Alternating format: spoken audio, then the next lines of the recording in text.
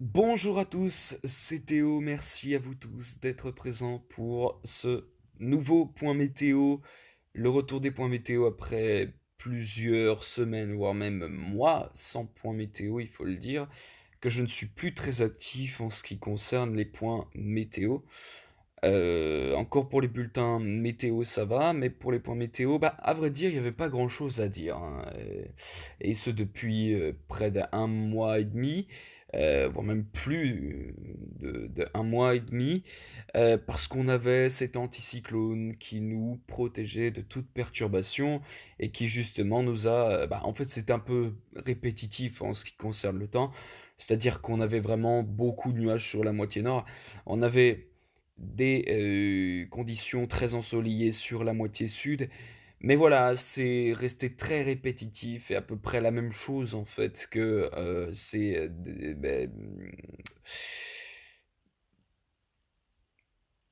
depuis un mois et demi. Et on n'a pas eu vraiment beaucoup de choses à dire en ce qui concerne la météo en ce moment, parce qu'on avait vraiment cet anticyclone des Açores qui a... Alors, je vais pas dire qui a tenu, hein. Certainement, euh, il y a eu des moments où les anticyclones s'en allaient, mais ce que je veux dire par là, c'est qu'il y a eu parfois des dépressions. Alors, les dépressions, ils étaient pas très actives non plus, sous l'effet hein, des hautes pressions. Plus les pressions sont hautes, moins il y a de pluie qui sont plus actives. Donc il y a eu des dépressions effectivement qui se sont développées, mais à chaque fois, 2 jours après, il y avait un anticyclone qui venait toujours s'intercaler entre les dépressions et du coup, eh bien c'est à cause de cela qu'on a eu vraiment ce temps qui était très très ensoleillé sur la moitié sud pendant près d'un mois, et même plus d'un mois et demi à vrai dire. Ces nuages aussi qui se sont présentés sur la moitié nord. Et depuis le début de l'année, bah, il faut dire qu'on n'a pas eu beaucoup de pluie. euh, et euh, et c'était assez problématique parce que sur le sud-est, on est actuellement en période de sécheresse. Alors, on a eu une dépression qui était arrivée il y a quelques jours, qui a donné pas mal de pluie, entre 40 et 60 millimètres hein, sur le sud-est du pays. Mais ça, voilà, ça ne suffit pas, à vrai dire, hein, pour remplir les nappes phréatiques. Et, euh, et donc voilà. Mais bon, voilà, là, l'anticyclone est vraiment parti. Et on repasse sous des conditions instables avec une tempête qui arrivera dès demain matin, en cours de matinée et en début d'après-midi sur euh, la Manche, en tout cas les régions qui bordent les côtes de la Manche, donc la Bretagne, la Normandie et même les Hauts-de-France, la côte de Pâle plus précisément. Et d'ailleurs, attention, on attend vraiment de très fortes rafales de vent dues à cette tempête Eunice. On avait déjà une tempête hein, avant qui était passée sur l'Angleterre, qui avait rapporté des rafales de vent plutôt assez fortes. Et c'est d'ailleurs à cause de cette tempête qui se prénommait Dudley qu'on a eu ce coup de vent. Ce coup de vent de 80-90 km/h sur certaines régions de la moitié nord. Là, demain, eh bien, on aura une tempête qui redescendra un peu plus que la tempête Dudley, qui était plus vers, ouais, on va dire vers vers l'Écosse, ce qui fait que on n'a pas eu vraiment de grosses rafales de vent sur. Alors peut-être que ça a très bien soufflé sur les côtes de la Manche, mais en tout cas, j'ai pas vraiment vu la trajectoire de cette tempête Dudley. Donc, un peu là, c'est vous mentir de dire que c'est un peu qu'il était sur l'Écosse, mais non, non. Mais en tout cas, oui, on a eu vraiment un fort coup de vent à cause de cette influence de la tempête Dudley.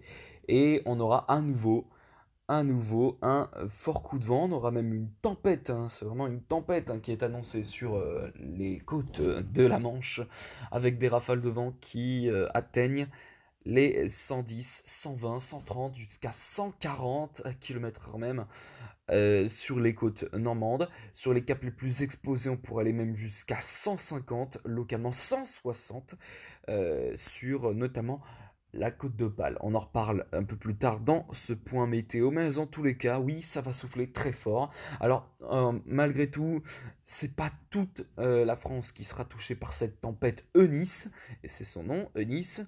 Euh, Parce que sur les côtes atlantiques, on n'ira pas au-delà de 80-90 km/h. Et dans les terres, on devrait être entre 80-90 km/h. Ce qui fait donc un coup de vent, mais pas de tempête en tout cas pour les côtes atlantiques. Tempête en revanche pour les côtes de la Manche. Et dans les terres, eh bien, sur la Normandie, on attendrait entre 100 et 110 km/h, ainsi que sur la Bretagne. Voilà, ça y est, c'est dit, on va pouvoir passer maintenant. Alors, on regarde tout d'abord les rafales à max échelle, à la surface. Voilà, on va voir les rafales de vent cumulées qui sont attendues. Donc, regardez, voilà, ça arrive. On le voit très bien que la tempête Eunice arrive dans la matinée hein, sur les côtes de la Manche. Alors, elle touche en premier l'Angleterre, et c'est pour ça qu'elle s'appellera Eunice, parce que Eunice fait partie des noms des tempêtes qui sont désignables par les services de météorologie anglaises. Euh,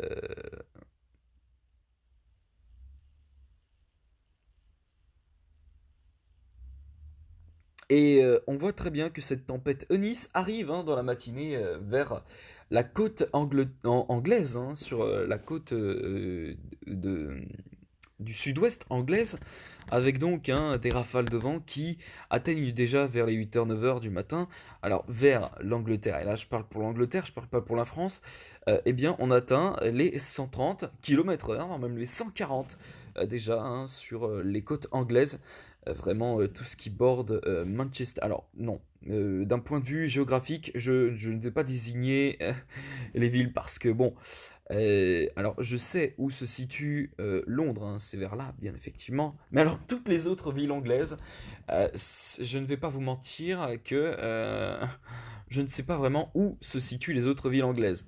Alors, je sais que ici, c'est Liverpool, voilà. On retrouve Manchester un peu plus bas. Euh, mais voilà, ça s'arrête là. Ça s'arrête là. Je vais pas plus loin. Hein, j'ai pas regardé vraiment la carte anglaise pour savoir les villes anglaises. De toute façon, bon, ça ne m'intéresse pas. Mais en tout cas, bien effectivement, je connais les noms des villes françaises. Où se situent les villes françaises? Ici, c'est Nantes, Paris, Brest, Le Havre. Là, Le Havre. Cherbourg, Octeville, Marseille, Toulouse. Voilà. Je sais où se situent les villes françaises, mais alors les autres villes étrangères, je vous avoue que j'ai un peu plus de mal. Bref, donc voilà. Donc la tempête Eunice arrive sur la côte anglaise du sud-ouest vers les coups de 9h du matin.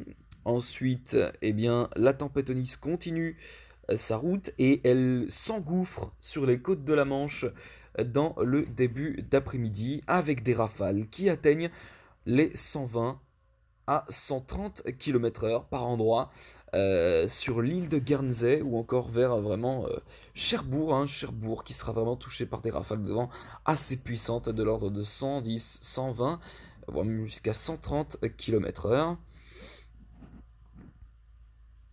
Et on continue, et puis ensuite, dans la suite hein, de l'après-midi, la tempête Nice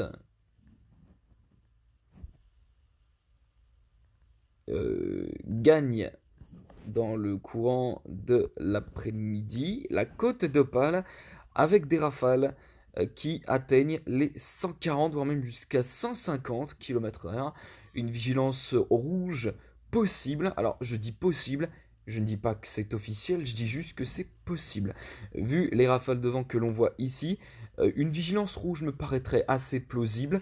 Et puis sur les autres départements, bon, c'est une vigilance orange qui devrait être mise en place. Alors peut-être pas parce que bon, les rafales dans les terres, a priori, je vois selon le modèle Arome, ne sont pas très énormes. On est à 90-100 km/h dans les terres. Une vigilance rouge, je pense que. Une vigilance orange, pardon, je pense que ce serait un peu exagéré. Euh, mais sur les côtes, possible. D'un point de vue dans les terres, je ne pense pas qu'une vigilance orange ait sa place. Après, c'est vrai que sur les côtes, bon, on atteint les 120 à 130 km/h, donc c'est possible ici que, dû à ce facteur, on ait une vigilance orange hein, sur les côtes normandes, peut-être même sur la Bretagne, mais bon, je pense que c'est plus vers la Normandie qui a un risque plus élevé de vigilance orange que sur la Bretagne. Mais par contre, le risque de vigilance orange, voire même rouge, hein, se situe vraiment sur les Hauts-de-France, alors plus vers l'extrême nord, parce qu'on retrouve des rafales sur la côte d'Opale qui peut aller jusqu'à 150 km/h, et dans les terres notamment, on peut aller jusqu'à du 120, 130 km/h. Une vigilance rouge possiblement est possible, plausible sur le département du Pas-de-Calais et peut-être même aussi sur le département du Nord. Ce n'est pas exclu qu'il y ait une vigilance rouge. Après, bon, la vigilance orange me paraît plus probable qu'une vigilance rouge. Mais bon, après, on ne sait jamais. On verra si Météo France active une alerte de niveau rouge hein, sur le